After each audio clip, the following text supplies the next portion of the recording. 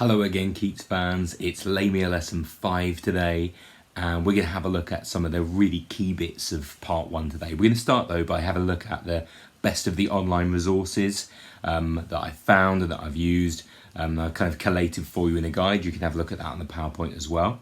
Then we're going to spend some time reflecting a little bit on the Hermes section. Then we're going to get into part 1, the remainder of it, which is where Lamia transforms, brilliant bit, and then Lamia and Lycius meet. Okay, so as usual, get a pen, get some paper, make some notes, have your anthology with you, and enjoy. Let's do this. Now I'm going to give you a guide to some of the best online resources that you can use beyond these lesson presentations and videos that I'm making for you here. The top 2 links, and obviously you'll get a copy of the PowerPoint so you can click them on there, are some really good thorough annotations. I don't know what you know, if there's any pieces of terminology, any vocabulary generally that you're not sure about. This will help you through that line by line. Top one's really good, great glossary in that. Second one's also very good. It's not like beautiful to look at or anything, but really useful with a bit more of a focus on tragedy. The bottom link there are these beautiful illustrations from 1885 that I've been using in the last few lessons. You can have a look at those and learn a bit about their background as well. Other useful resources, there's a BBC audio retelling. It's an abridged version, and it's got some really intense synth music, but it's quite fun to listen to. It might just help. Just stick it on. It'll all help it seep into your brain. There's a recording of Lamia that you can get on Spotify and also on YouTube if you follow that link there, or just type in Lamia Keats into Spotify, add it to your list like we talked about last time. And there's a series of really good video lectures and guides from a teacher called Miss Gillies in 2015. She's really, really good.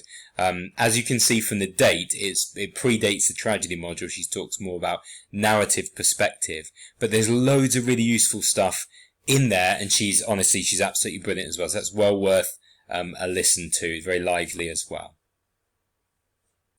Some reflection on the setting and the time and sequencing that Keats uses in Lamia. First, remember, we've always got to keep our tragedy hats on.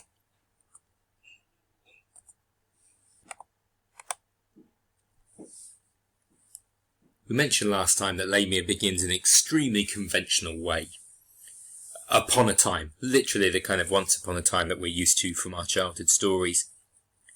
He gives us the impression by doing that it's going to be a fairy tale theme, and that the subject matter is going to cover things long distant. But of course he's tapping into these universal concepts of what it's like to be men and women in love, fated to not achieve happiness. I just wanted to pause here for a second because it was always weird for me to think about the past's past. In my head, I kind of, growing up thought that time was time and now is now and everything in the past was past. But Keats actually was very interested in the past himself. We mentioned before he was a student himself. He was acutely aware of his position, for example, in relation to Wordsworth, the first romantic, the kind of, grandfather of the romantic movement, and how his career changed and how much he admired early Wordsworth, his focus on nature and the independence of the human spirit. He was also really interested in the Renaissance, and then, of course, he sets Lamia in the time of Hermes and the Greek gods and these myths from thousands of years before. So, for Keats, by starting the poem in this way, it sets up a very multi-layered approach to time and taps into some of these famous tragic writers from before, as well as positioning himself in a very kind of romantic, modern style as well. So he picks this time when some of the kind of most famous of the classical gods, to give us this ancient and exotic setting, but at the same time it allows him to play on those known tales. If you knew Lamia, I didn't know the story of Lamia before, I'm sure some of our classical experts would have done, but I didn't really know the story of Lamia before. If you do, it will surprise you because she isn't painted in the same child-eating, monstrous fashion as you would know. So Keats is obviously doing something revisionist here, okay? So he's going back and changing it. He takes these great classical stories, changes them around. And in fact, just by taking the focus from Hermes, this very famous god, to Lycius, this everyday, ordinary man who's another famous character, that's an interesting thing in itself. I wouldn't suggest it's a kind of domesticating of tragedy, a couple of hundred years before Arthur Miller. I'm not suggesting that, but it is interesting that he does care about the viewpoint of the everyday person, as Lycius becomes a more important character than Hermes as we go through. Now, in terms of the sequence, it does match some of the traditional tragedies that you've studied, that you know from the past as well. Oftentimes the protagonist isn't introduced at the very beginning. There's a bit of time to build them up, perhaps to give a bit of reputation. Brave Macbeth, for example, before we even meet him, we know. Same for Othello. That is obviously different to Death of a Salesman, which starts with Willie returning home. Some people have said that, this Greek mythology, this classical tale, and these characters, it's too remote for modern readers. And I don't just mean modern today, modern even for Keats. There was a bit of a backlash, obviously, against people, his critics at the time, when he was going back to these myths and kind of mining that source material. It wasn't a massively popular thing to do at the time, so he was criticised for that. These days as well, reading it now, it does seem at quite a far remove. You would say to a modern, reader, are you going to be interested in 2020 and having a look at this story and that story of these characters from the past? Perhaps not so. People are always kind of interested these days in what this story how it can relate to them, how it can relate to you. I think that's always important, really. But some people say it's too remote. But again, Keats, he doesn't really just stick with the big, famous story. His skill is to make everything quite universal, as I say. What it's like to be a man, what it's like to be a woman, what it's like to be in love, and how all that is probably going to end badly like it does for him. It's important to keep your eye on who is telling this story. From what perspective are we offered these events and these judgments? Now, the poem obviously begins with Hermes' point of view. We hear about his feelings and his search, and we're invited to sympathise with him, although how much we can do that or not, I'm not sure. Then the point of view changes to Lamia. Not ever in first person, but she is prioritised. I guess obviously it's first person when we have this dialogue from them. But she comes in line 146, and our focus completely changes to her at the section we're going to be working on in this lesson today. What is that suggesting, and what is it suggesting for tragedy? Perhaps that the dreams of gods, so Hermes, can be fulfilled. He gets his nymph at the end. He has his happy ending. But the dreams of mortals, so Lycius, and perhaps people who have sinned in the past, like Lamia, their dreams can't be fulfilled. It's almost impossible to detach this from what you know about Keats' tragic circumstance and his early death in his own life. Is Keats Lycius? Is he the mortal who will never have his dream fulfilled? And what about women here? Are their dreams just subservient to men's dreams? The nymph obviously doesn't have much of a say. And then Lamia, she doesn't want too much really, apart from someone to love her, but that is too much in the end, of course. Yes, always keeping our tragedy hats on, of course. Let's take a look at this document provided by AQA again. Which ones stand out to you in our discussion of the Hermes section so far? Pick 3.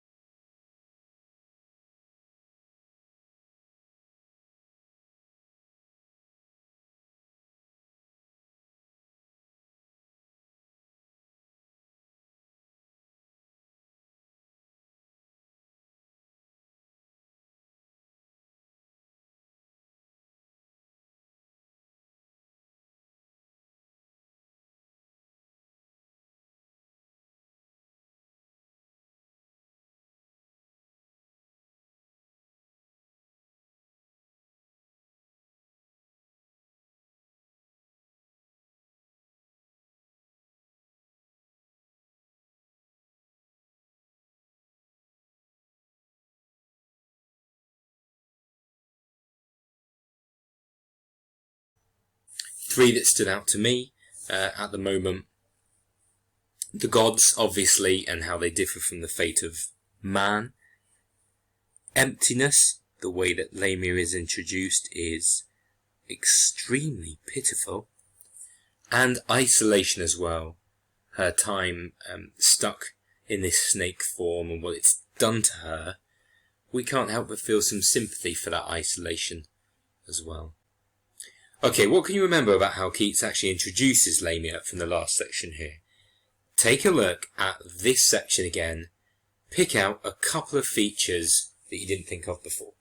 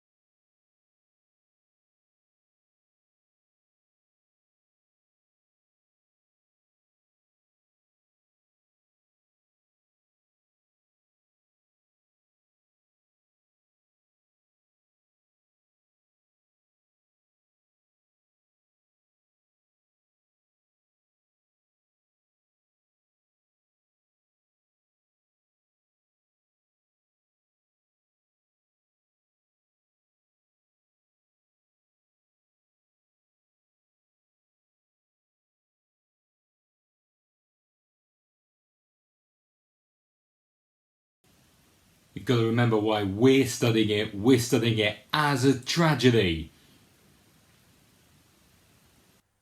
Okay, so that takes up the end of part one. We're going to do some close analysis of now, just like we did last time. But just before we do, let's think, what aspects of tragedy can you spot in that summary there? Consider those 5 bullet points. Couple of minutes, have a think.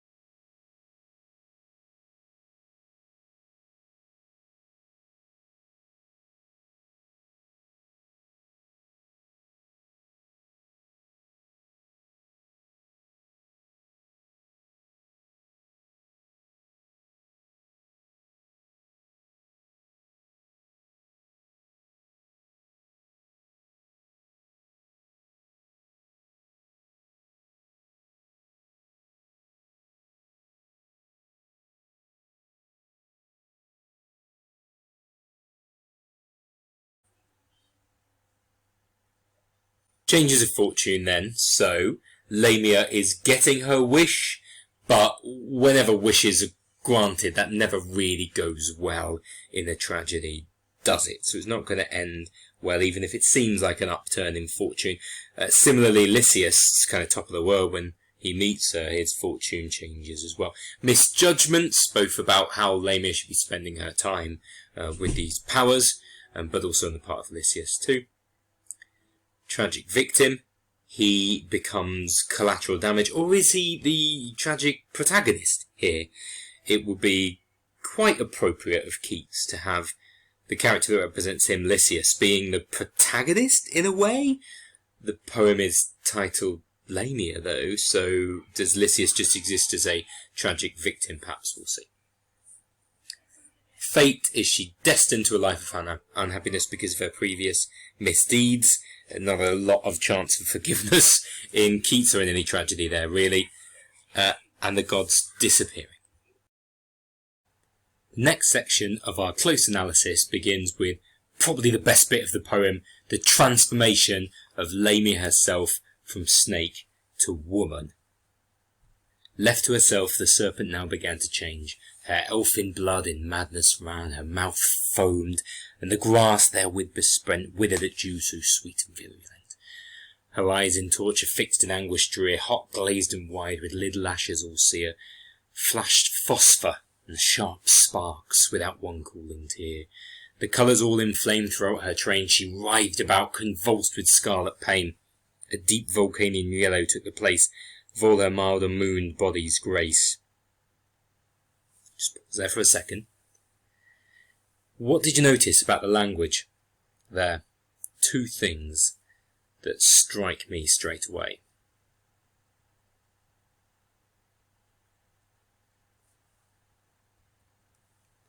You notice the unbelievable colours and the vibrancy of the colours there, and the active verbs, no doubt about it. Here's a picture that we used in the run-through as well. The drooling, the colours, and this volcanic imagery. So I've highlighted a couple of really violent verbs for you there.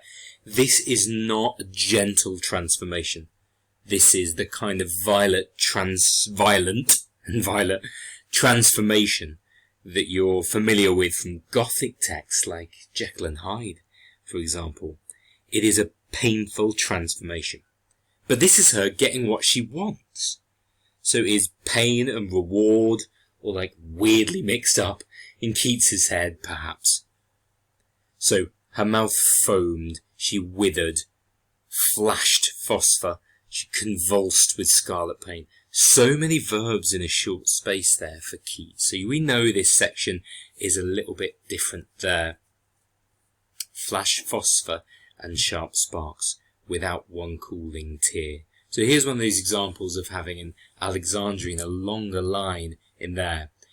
And it seems to build towards this moment, deny us that cooling tear, that respite that we wanted, and then start all over again. So the rhythm's absolutely beautiful as well. And we mentioned the colours in there as well.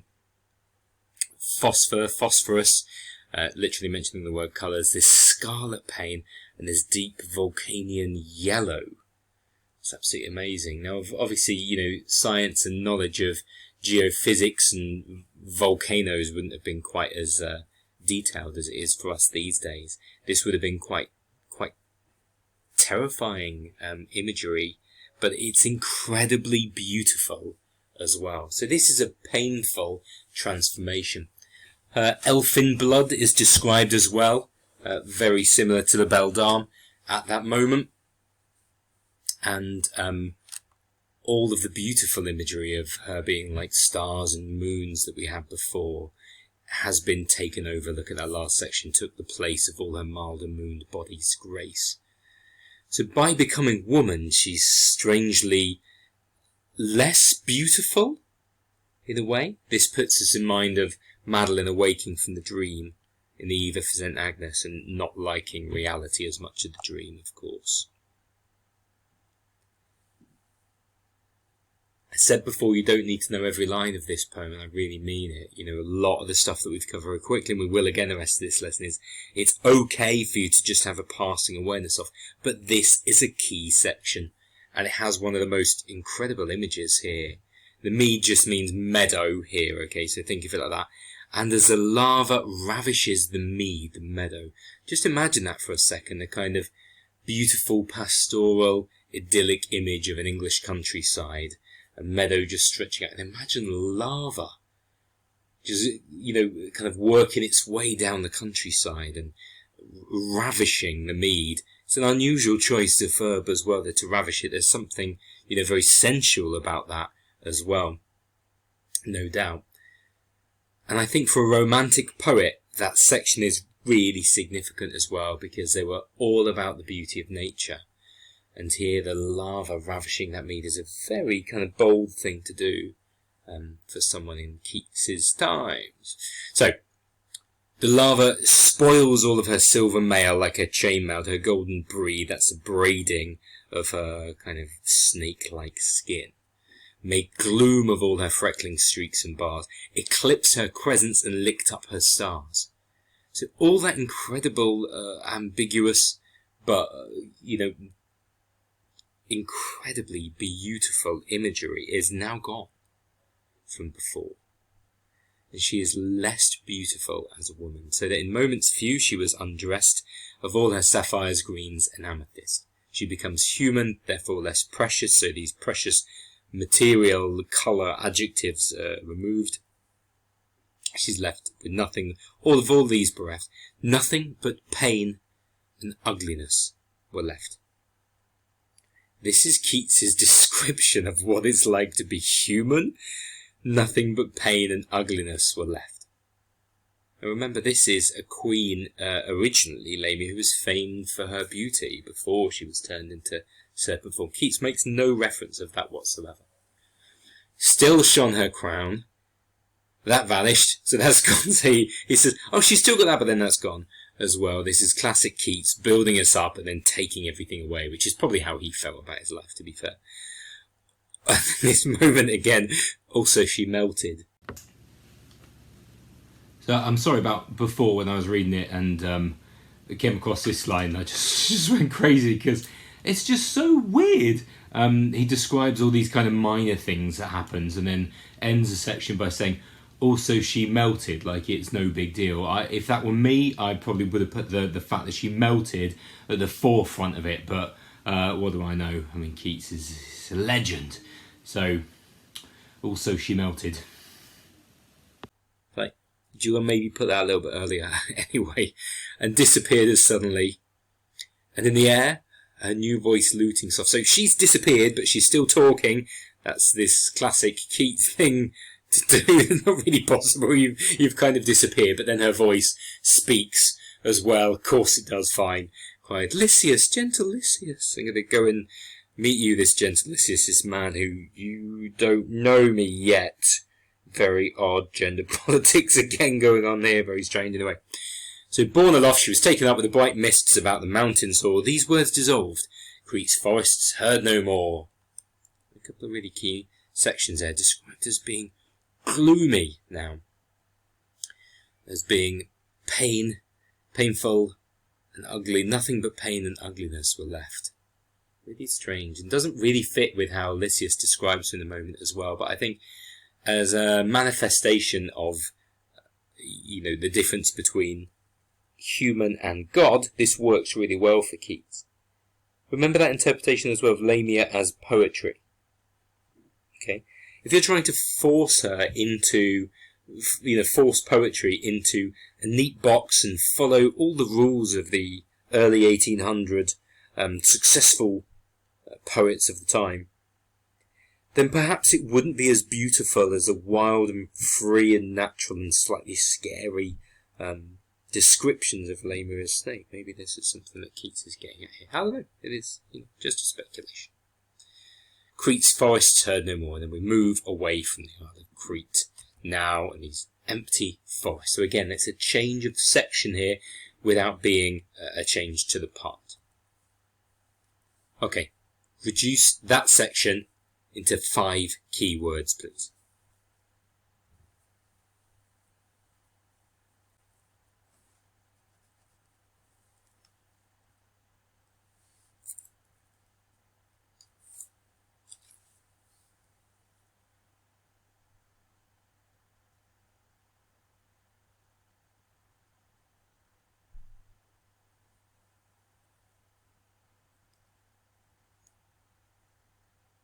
I'd imagine you would have all picked different words at that moment. That's okay, just reflect on them for a second. Did you choose to look at words associated with her suffering? That would lead to a really sympathetic engagement with the protagonist here. Did you pick words associated with a richness that she's lost? If you did, then that's probably a more tragedy, folk tragedy mindset, if you will, looking at there being a fall from grace, or if not grace, a fall from a privileged position to some other? Or did you focus on words associated with her disappearance and her going at the end? Okay, interesting to think about why you picked those. Alright then, so nothing but pain and ugliness, we get that, but where did she go after that? What did she do? And now, this new section where she goes to meet Lycius. And at this point, the poet's narrative voice, or this kind of, omniscient narrator, if not the poet's voice, starts to have a little bit more involvement in the poem. You remember in Isabella when Keats literally, stops his narrative to address Boccaccio, and on occasion he just stops and reflects on what's going on within his own poem. It's quite meta in a way. In that same way, the poet's voice starts to take over a little bit more here. So, whither fled Lamia? Where did she go? Now a lady bright, a full-born beauty, new and exquisite.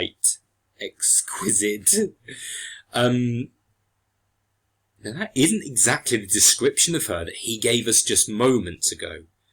This is Keats again concentrating on the feelings.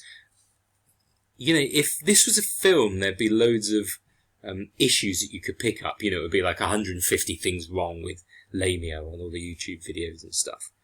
You would say, oh, there's a flaw there, there's a flaw there, there's a continuity error here, and there's one there. Keats, he doesn't really care about that, though. It's his negative capability approach that that we spoke about last lesson. He's interested in the feelings and the experience. He doesn't really care so much about the details. She fled into that valley Okay, so she's going into a valley now, and he treats us as like we know this valley. She goes into that valley, the one that they pass over, who go from Corinth to Cenchreus' shore. When you're going from Corinth to Cenchreus. And rested at the foot of those wild hills, those rugged founts of perennial rills, and of that other ridge whose barren back stretches with all its mist and cloudy rack southwestwards to Cleo. Okay, so a kind of modern equivalent for us here, you'd say, when people go from Whitley Bay to Tynemouth, colour codes, okay? It's like she's gone to colour codes. She knows that Lycius, has been in Whitley Bay and he's returning to colour codes.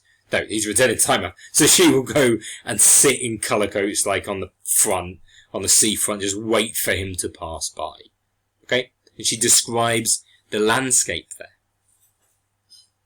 You'll probably notice it's very different setting here. Wild hills, rugged founts, barren back, what an unusual choice, barren, nothing on it, but also the kind of childless expression of barren there as well, perhaps just getting a little bit of that kind of unpleasant language into here to hint a bit of a foreshadowing their relationship isn't going to be fruitful. But it's very different, craggy, nasty description, very different from the beautiful forest of Crete that we've been used to from the first section. There she stood, a tiny little way from the wood. Now, because this is Keats, he doesn't say that. If this were me and I was looking for some clarity here, I'd say there she stood about 300 metres from a wood. That's what a normal person would say, but Keats is far from normal, and that's why he's awesome to some extent. But there she stood, about a young bird's flutter. You know how far a young bird can flutter? That's about the distance that she stood from a wood. Anyway, fair on a sloping green of mossy tread by a clear pool, wherein she passioned to see herself escape from so sore ills, while her robes flaunted with the daffodils. It's like he's ticking off the central elements of romanticism here. Literally got daffodils in there. Wordsworth would be proud of me as well. But she's kind of pleased to see herself escaped, and she looks at her reflection in the pool and she thinks, okay, maybe it's not so bad after all, now the change is complete. So we mentioned that language there, just highlighted it for you. And then, before we even meet Lycius again, we haven't even met him yet, the narrative voice of the poem, this omniscient narrator, reflects upon how lucky this man's going to be. Okay, we get that. It's still weird that he hasn't met her. Kind of a decision going on here. But anyway, happy Lycius. Why happy? Because she's beautiful. Okay, for she was a maid more beautiful than ever twisted braid or sighed or blushed, or on spring-flowered leaves spread a green kirtle to the minstrelsy. Okay, so again, kind of modern equivalent. Happy Lycius. She was more attractive than all the other girls who just sat there and twisted their hair into parades or flirted a bit with the musicians and stuff like that, okay? Lycius is going to be happy because she's beautiful, okay? And then, more description, we get to the fifth line here. She's a virgin, okay? A virgin purest lipped, yet, in the lore of love, deep learned to the red heart's core. Keats loves a contrast. He loves a contrast. So she's a virgin. She has no sexual experience here and is described as being purest lipped. But at the same time, in the same moment, she is also deeply knowledgeable of love. Deep to the red heart's core. So she is a virgin and yet extremely experienced in love as well. This is a contradiction in terms. This is oxymoronic. This continues. Not 1 hour old, yet of sciential brain. That's ancient, kind of mythological and godlike. So she's newborn, but also ancient. These things are not possible. To unperplex bliss from its neighbour pain. So she seems able to separate bliss from its neighbour pain. I like the idea of bliss and pain just living next to each other like on a street. and they go out to work and stuff, and Bliss is like, "Hi, Payne," and Payne's like, "Yeah, hi." And Bliss is like, "Nice day, isn't it?" And Payne's like, "Oh, it's terrible, you know. Anyway, they are neighbours for Keats. I don't really consider those feelings neighbours. Like, they're not even second cousins to me. But here, for Keats, they are neighbours, yeah. Again, it defines Keats. The happiness, the sadness, the pain, the anguish, the beauty, the ecstasy is all really close together. Yet have science your brain to unperplex bliss from its neighbour pain, define their pettish limits and estrange their points of contact and swift counterchange. So he sees the two feelings of bliss and pain are being related, and they swap over. Intrigue with the specious chaos and despise most ambiguous atoms with sure art. As though in Cupid's college she had spent sweet days a lovely graduate, still unshent, and kept his rosy terms in idle languishment. So she's deeply experienced in love, yet a virgin as well. I wonder if he's revealing a little bit more what's important to people in the early 1800s here. Is this what he wished for at the time, you know, for his partner, for Fanny or whoever, to be, you know, deeply knowledgeable and a kind of guide in love and yet pure at the same time? It's impossible in a way, but there you go. That's Keats for you.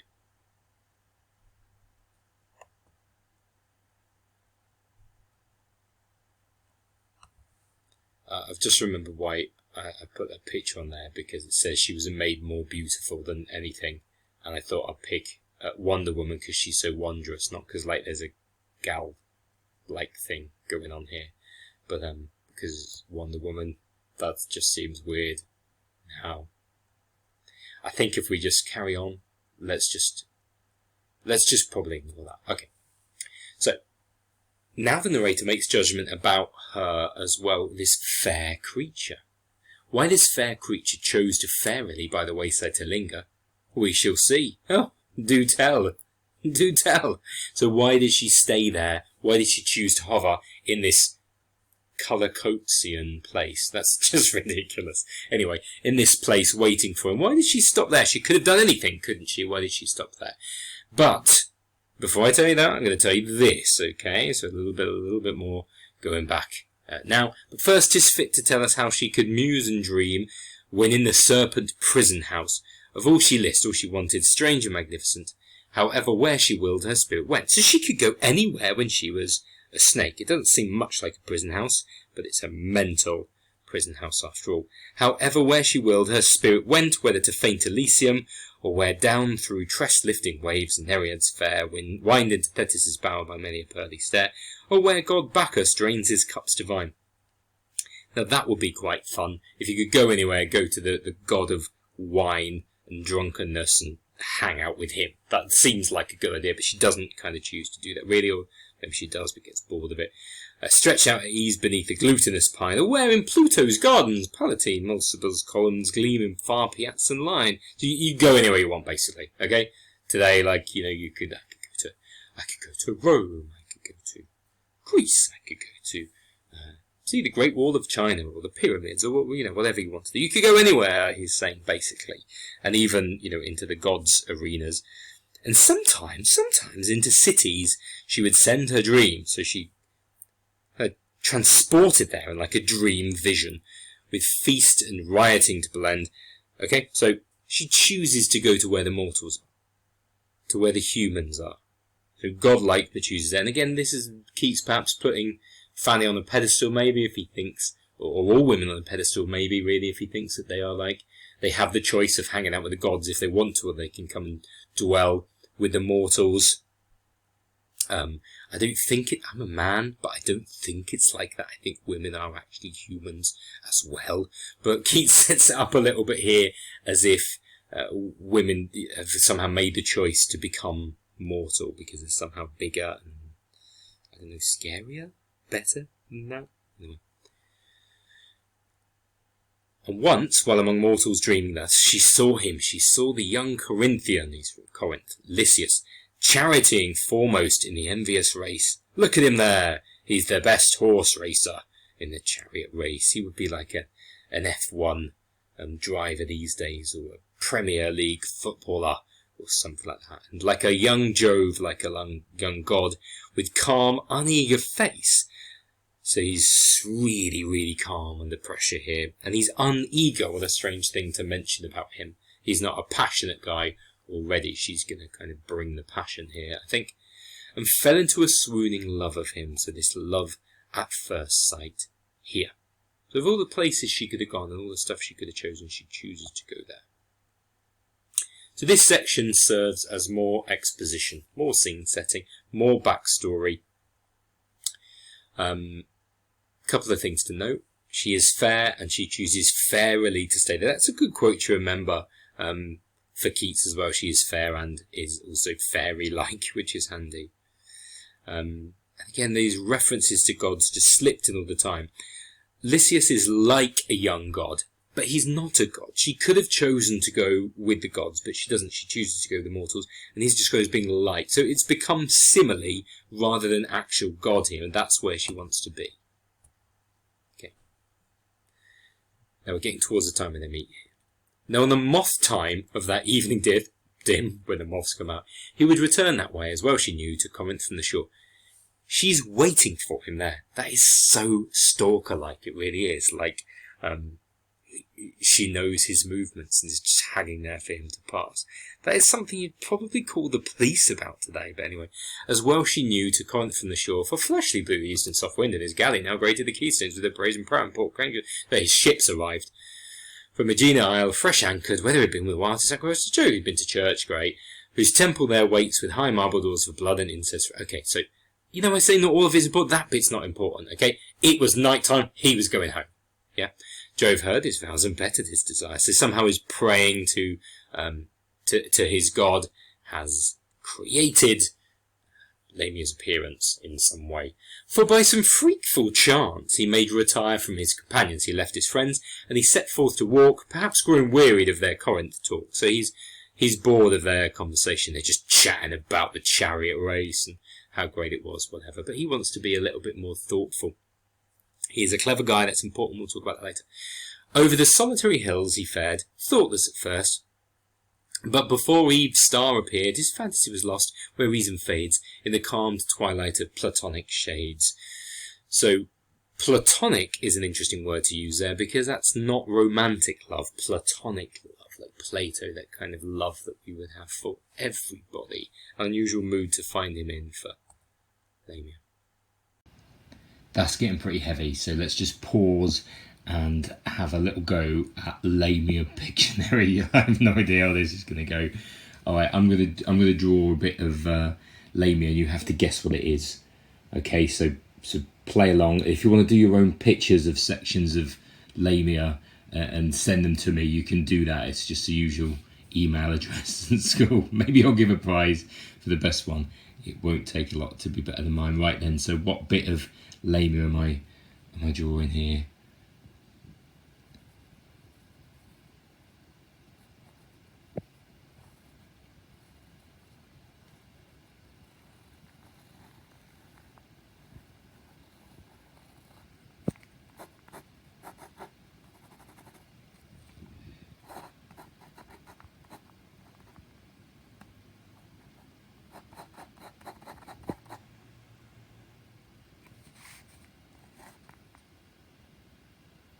Yeah, that's pretty easy, that one, really. That's the moment where Lamia transforms from snake to lady due to ugliness and pain. Oh no, I've drawn her really happy. Ugliness and pain. Angry, shaking a fist. I hate being human. Okay, let's have one more go. Let's see. Okay, next bit.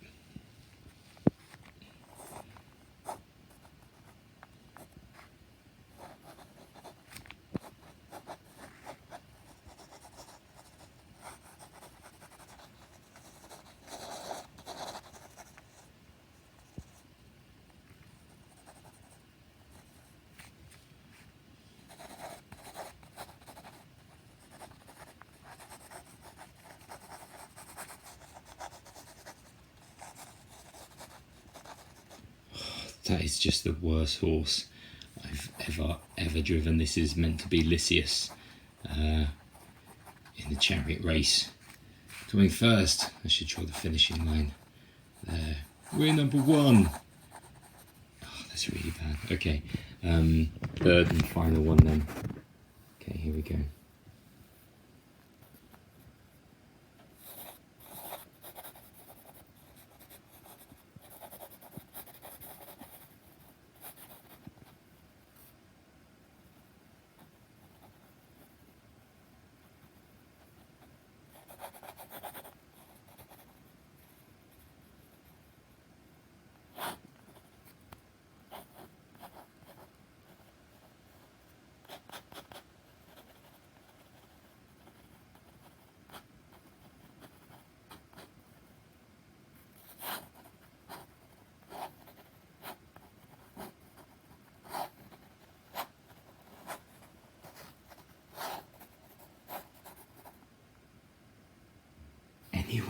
This is Hermes going from vale to vale and wood to wood looking for the nymph. He's clearly a god. Just look at him, and that's a dove on his foot because he's dove-footed as he goes along. I'm so sorry. Let's get back to the analysis.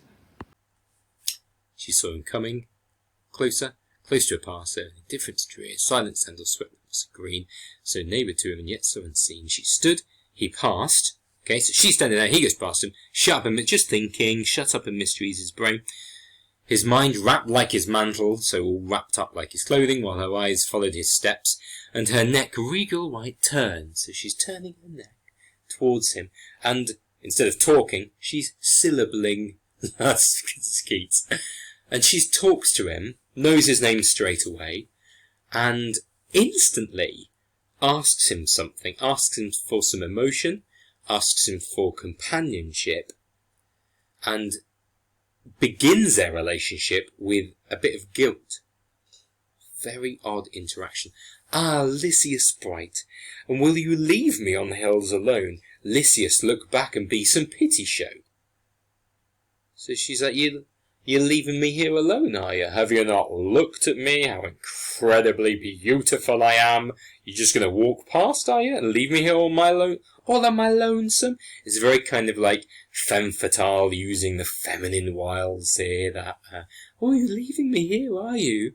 Almost kind of playing the innocent victim card. Are you leaving me here all alone? But actually we know she's an incredibly powerful being. Remember, of Keats' Lycius, he's setting himself up as an absolute victim here, isn't he? So keep your eye on these descriptions of Lycius. Now, this is a moment in that painting that I've shown you a few times. How she enchants him with her speech. She's already started a bit there. And have a look at their dialogue as well. Because I think contained within these descriptions is a huge amount about Keats' views on relationships between men and women. The power dynamics, the thinking, the overthinking that takes place, the romance, the hopelessness, and that victim-villain interaction that seems to reverse quite a lot within this poem. So he did stop. Not with cold wonder, fearingly, so not like surprised or shocked or nervous of this, but Orpheus-like. At an Eurydice, so Orpheus staring at the most beautiful woman that he's ever seen, this spirit creature in the myth. For so delicious were the words she sung. Here's more of his synesthesia in action. Words, you hear them, they can't really be delicious. Delicious is a taste sense. So here the adjective is applied to the wrong sense. But you know what he means. And it's absolutely beautiful, this language wordplay here. For so delicious were the words she sung, it seemed he had loved them a whole summer long.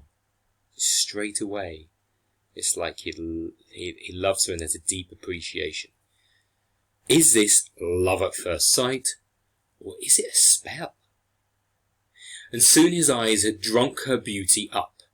Drinking beauty, again, we have this now visual and taste senses switched around.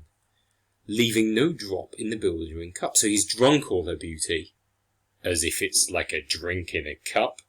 Drunk it all fully, and then the cup is still full, and there's more. She's so beautiful. She's like an overflowing cup of loveliness. While he afraid lest she should vanish, ere before his lips had paid due adoration. So, I don't want you to disappear before I can kiss you and say nice things about you. Thus began to adore. Her soft look growing coy, she saw his chain so sure. It's a classic kind of seduction section here. Oh, no, it's not. It's weird anyway. Leave thee alone. So this is Lycius speaking now for the first time, quite some way into this poem. You know, all of his other poems would have been finished by now in terms of length. Well, maybe not Isabella. Yeah, certainly the other ones anyway. Leave thee alone? Look back? Ah, goddess, see whether my eyes can ever turn from thee. Now, really, those are questions, but Keats chooses to put exclamation marks on them as well, because it's not really a question. It's become so rhetorical. It's past a rhetorical question into an exclamation, isn't it? Anyway, ah, goddess, see whether my eyes can ever turn from thee. I'll never look at anything else. It's so beautiful. For pity do not this sad heart belie, even as thou vanishest, so I shall die. Foreshadowing everyone, so literally within 4 lines he says, if you vanish, I'm going to die. And of course we know that's the ending. Stay, even if you're a naiad of the river. So he thinks, is she a spirit, or a goddess, some kind of unreal being? Stay. So the far wishes will the streams obey. Stay here. Look at those repeated. Stay. Commands, please, both really. Though the greenest woods be thy domain, so if you exist, if you're like a forest creature, well, the forest can manage without you alone, they can drink up the morning rain. Though a descended Pleiad, so again, if you're this kind of mythical, beautiful creature, one of your sisters can keep in tune thy spheres. Instead, all the godlike work can be done by the others. You can stay here with me, because so sweetly to these ravished ears of mine, that word ravished has come up before, hasn't it, with the laugh and the mead, came thy sweet greeting, that if you should fade, thy memory will waste me to a shade. For pity do not melt. Don't melt. It's probably the number one thing that you want to ask of a prospective partner when you meet them, if you're, having a chat, when you're out and about or whatever. Or I guess if you're like on a dating app and you start having a little kind of flirtatious exchange, if they melt, that makes it really awkward, doesn't it? If you're standing chatting to someone, they literally like melt into like a weird pool, just like liquidy, fleshy, like stuff on the floor with clothes surrounding them, like the end of Who Framed Roger Rabbit. There's such a digression, but that's a weird thing. For pity, do not melt, don't melt away. But strange thing to request in a way. But he does think that she's some kind of spirit being rather than a human at this point. So she knows now, Lamia, that she's kind of got something on him already, and this is this weird power struggle. She knows that he is, like, into her straight away. And so she starts to bargain with him. She's only met Hermes and him so far in this poem, but she makes a kind of bargain with both of them, in a way. If I should stay, said Lamia, here upon this floor of clay, and pain my steps upon these flowers too rough, what canst thou say or do of charm enough to dull a nice remembrance of my home? Okay, so she says, if I'm going to exist in the mortal world with you humans, okay, who die and live with these craggy cliffs and these rough flowers, I don't know how many flowers are too rough, anyway, like a thistle? Anyway, what are you going to do to make me feel better about that? So there's an exchange that takes place straight away. What are you going to do, say, or charm me enough to make me forget about my beautiful forestry home? You can't ask me here, she said, thou canst not ask me here, with thee here to roam over these vales and hills, where no joy is, empty of immortality and bliss. So if I'm going to give up my immortality, the status of a god, basically, and bliss, to come and be with you, you better make it worth my while. There's a strange power dynamic to begin this relationship. But anyway, she was basically stalking him to begin with. This is how Keats feels, I think, really, about the impossibility of human relationship. Thou art a scholar, Lycius. That bit's important. He is an educated man. And you must know that finer spirits cannot breathe below in human climes and live. So you know that if I'm a goddess or some kind of spirit creature, I will lose my immortality if I come to be with you. So, you better make it worth my while. Alas, poor youth, what taste of pure air hast thou to soothe my essence? What can you say? What serener palaces have you got that I can live in that's better than what I've got already? It cannot be. Adieu, I'm leaving. Goodbye. So says she rose, tiptoe with white arms spread. She has no intention of leaving. She's not leaving there. She's just playing with it completely. She's pretending that she hasn't come all this way and waited for him to say this kind of pre-rehearsed line that she had to then go again. So she is trying to make him kind of submissive here.